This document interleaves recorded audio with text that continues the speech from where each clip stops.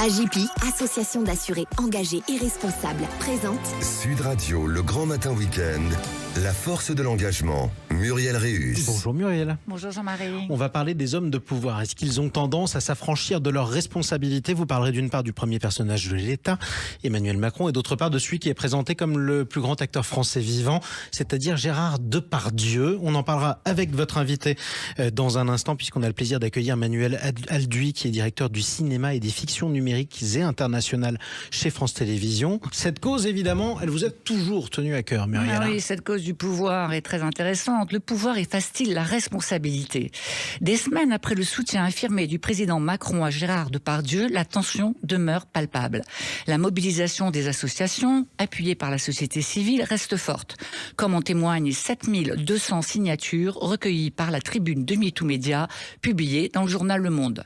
Une mobilisation qui exprime une indignation et une incompréhension face aux affirmations du président de la République. Comment l'homme qui représente les plus hautes sphères de la nation peut-il toujours et encore, il n'a pas modifié sa position lors de sa conférence de presse de mardi dernier, soutenir une personnalité controversée et accusée par 13 femmes de viol ou d'agression sexuelle? Comment est-il possible qu'il considère qu'un individu qui s'exprime sans filtre et sans retenue sur la sexualité d'une enfant de 10 ans puisse rendre fiers les Français et les Françaises? Et pourquoi laisser entendre que le statut d'icône du cinéma accorderait une présomption d'innocence si forte qu'elle empêcherait de souligner ou de reconnaître des comportements inacceptables, créant de fait un fossé avec les progrès sociétaux, notamment sur des enjeux aussi sensibles que les violences sexuelles, censées être une priorité centrale de ces mandats? Ce soutien problématique met en lumière une interaction cruciale entre deux sphères d'influence. D'une part, le pouvoir politique, personnifié par le président. De l'autre, l'impact culturel et médiatique incarné par Gérard Depardieu. Cette interaction révèle un modèle alarmant où le pouvoir social, détenu par des figures politiques, médiatiques ou culturelles, semble servir de bouclier contre la responsabilité en légitimant des comportements inadmissibles et condamnables. Non, le pouvoir n'est pas un blanc-seing pour une irresponsabilité morale.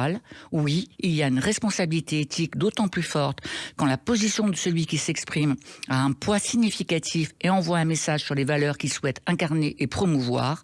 Non, la notoriété ou le talent n'effacent pas la responsabilité. Cette affaire Depardieu-Macron n'est pas qu'une affaire Macron-Depardieu. Elle n'est ni un épisode isolé, ni une controverse médiatique. Elle soulève des questions profondes sur les dynamiques de pouvoir et de responsabilité dans notre société. Elle nous montre que l'utilisation du pouvoir sous toutes ses formes et quel que soit son domaine nécessite une réflexion approfondie sur les conséquences morales et éthiques des décisions prises et des comportements adoptés. Elle nous interpelle sur la vigilance citoyenne, sur l'engagement public, et elle nous rappelle que nous avons tous un rôle à jouer, celui d'acteurs engagés pour un juste équilibre entre pouvoir et responsabilité. Eh bien justement, on parle de cet engagement avec votre invité qu'on accueille avec plaisir sur Sud Radio. On est avec Manuel Alduy, qui est directeur du cinéma et des fictions numériques et internationales à France Télévisions. Bienvenue à vous, Manuel Alduy. Bonjour. Vous êtes l'invité de Muriel Réus. Bonjour Manuel, je suis très heureuse que vous ayez mon invité ce matin. Alors l'affaire Depardieu a créé un choc dans le milieu du cinéma. Tribune d'indignation, d'incompréhension, tribune de soutien, contre-tribune, des milliers de signataires issus de tous les milieux. Cette affaire n'est pas la seule. Adèle Haenel, il y a quelque temps, et ses révélations sur Christophe Rougiat, Philippe Garrel, mis en cause par 5 comédiennes, Benoît Jacot et ses propos sur Judith Godrèche, il y a quelques jours, Philippe Cobert. Alors, quel impact ces événements vont-ils avoir sur le cinéma français ? Pensez-vous que cette industrie a franchi un cap dans la prise de conscience de ce qui ne peut plus exister ? Je pense que oui, pour répondre très directement à votre question. Mais c'est vraiment l'affaire Depardieu, comme on l'appelle, qui a en fait cranté le sujet. Parce que Gérard Depardieu est un acteur immense, qui est connu de tous les Français, de tous les âges, qui a eu de nombreux prix. C'est si ce n'est notre icône nationale du cinéma. Et les débats, il y en a eu plusieurs qui ont suivi le complément d'enquête diffusé par France 2, mais au mois d'avril dernier, les révélations d'avril 2023, les révélations de Mediapart ont semé le trouble. Et surtout ont été très pédagogiques. On peut revenir après sur le fond de l'affaire, mais ça a été très pédagogique parce que ça a permis à certains de réagir en soutien à l'acteur de façon maladroite. Et du coup, et on l'a vu, il y a eu contre-tribunes, mais surtout, c'est pas tellement les tribunes, moi, qui me semblent importantes. En fait, c'est l'écho qu'elles ont eu, le nombre de signataires, de personnes du secteur du cinéma et d'autres qui ont dit non, ça c'est plus acceptable en fait. Donc grâce à Gérard Depardieu, grâce à cette affaire, on peut enfin poser les termes du débat. Et je pense que c'est très important. Alors dans les signataires, oui, il y a eu des mondes du cinéma, mais il y a surtout eu des comédiens, il y a des comédiennes, des techniciens, on a peu vu de producteurs signés. Est-ce que ce cinéma français est au début du mouvement MeToo? Est-ce qu'il est en train de vivre le début d'un mouvement MeToo? Vous en voyez des signes, vous? Les signes que l'on voit, c'est d'abord un signe d'inquiétude. C'est normal pour certaines personnes, des producteurs ou des comédiens très installés, qui ont fait leur carrière, qui viennent de loin, ou des gens qui gravitent autour du cinéma, des critiques, des responsables de festivals, de se demander qu'est-ce qui est en train de se passer. Est-ce qu'on a été soi-même complice? Est-ce qu'on n'a pas vu? Est-ce que tout ce qui nous arrive est normal? Et l'inquiétude, elle naît du fait que le succès au cinéma, comme dans d'autres industries culturelles, il n'est pas prévisible. Et donc, on est toujours surpris quand il arrive, et parfois, on ne maîtrise pas quand il disparaît. Donc, il y a une inquiétude. Cette inquiétude, elle est très très forte. Donc, je pense que oui, on est dans un moment de MeToo puissant, à la hauteur de la notoriété et de l'importance de Gérard Depardieu dans notre industrie. Mais de quoi on a peur? On a peur de plus tourner de films, on a peur de plus pouvoir faire le dernier tango à Paris, on a peur de plus pouvoir tourner les valseuses. De quoi est-ce qu'on a peur aujourd'hui réellement? De quoi les producteurs, les distributeurs ont-ils peur? En fait, là, je pense que la peur principale est de disparaître. L'un des sujets qu'on a eu avec MeToo, quand MeToo est arrivé en 2017 par les États-Unis, et que l'on a encore régulièrement dans les débats sur la culture, sur le cinéma en particulier, et ça a été assez prégnant en 2023, c'est le débat autour de la cancel culture, c'est-à-dire le risque d'effacement des œuvres et des personnes quand elles sont prises dans des accusations, sans même attendre un jugement quand il y a parfois, rarement mais parfois, un jugement en justice. Et la vigueur avec laquelle l'argument de la cancel culture a été avancé par certains et certaines, mais surtout certains, pour éteindre tout MeToo à la française, elle a été très forte. Et l'affaire Depardieu, elle a montré les limites de cette réaction. Il n'y a aucun risque d'effacement de la culture. Il n'y a pas de cancel culture en France. Il n'y a pas de cancel culture. La cancel culture, s'il faut être très honnête, je pense qu'aujourd'hui, c'est d'abord un épouvantail qui est avancé pour le statu quo, pour la défense de « c'était mieux avant, on veut rien changer, on ne veut pas voir que les tournages ou ce qui se passe autour des tournages se passait mal, qu'il y avait des mauvais comportements ». On ne veut pas entendre l'argument que le talent, aussi grand soit-il, n'est pas un passeport pour tous les comportements les plus désagréables et les plus sanctionnables soient-ils. Donc c'est premièrement un épouvantail. Deuxièmement, s'il faut être honnête, la cancel culture ou l'effacement, c'est quoi? Les femmes ont été victimes d'effacement dans le cinéma français. Les premières réalisatrices, je défie quiconque de nous nommer les premières réalisatrices du cinéma français. On les a complètement oubliées. Les femmes ont été invisibilisées sous des stéréotypes. Nous, par exemple, à France Télévisions, on s'efforce depuis 3 ans à avoir 30% de nos coproductions de films réalisées par des femmes. C'est moins que la proportion de films qui nous sont présentés. Est-ce que le cinéma est un art nécessairement masculin? Non, évidemment non. Donc en fait, si on veut vraiment parler, l'invisibilisation des minorités visibles également, vous avez donc si on veut parler de cancel culture, c'est-à-dire d'effacement de certaines personnes qui pourtant méritent en termes de talent d'être sur les mêmes piédestals que ceux que l'on voit aujourd'hui, on peut en débattre, mais on n'a pas, personne s'est interdit de faire certains films. Tous les sujets sont possibles. La question qui se pose aujourd'hui, c'est comment on les traite. Oui, comment on les fait, comment on les produit. Voilà, quand vous citiez le dernier tango à Paris, on peut tout à fait faire le dernier tango à Paris aujourd'hui. On n'est pas obligé de violer l'actrice. C'est juste ça l'affaire du dernier tango à Paris. C'est pas le sujet du film, c'est pas ce qu'il montre, c'est comment il a été fait. Et c'est ça le vrai sujet. Et je pense que notre préoccupation collective dans le cinéma, et tous ceux comme les chaînes de télévision qui y contribuent, c'est de savoir comment on améliore la situation. Alors, dans le stress de disparaître parce que le talent est difficile à acquérir, enfin, en tout cas, la notoriété est difficile à acquérir, est-ce qu'il n'y a pas aussi, et ce problème de défacement des œuvres, est-ce qu'il n'y a pas aussi ce stress, ce deuxième stress qui consisterait à se dire, est-ce que je n'ai pas été complice ou témoin, et est-ce que le fait de me taire est une bonne posture ou une mauvaise posture ? Je pense que oui, parce qu'on a collectivement, et je me mets moi-même dans ce collectif avec sans aucune hésitation,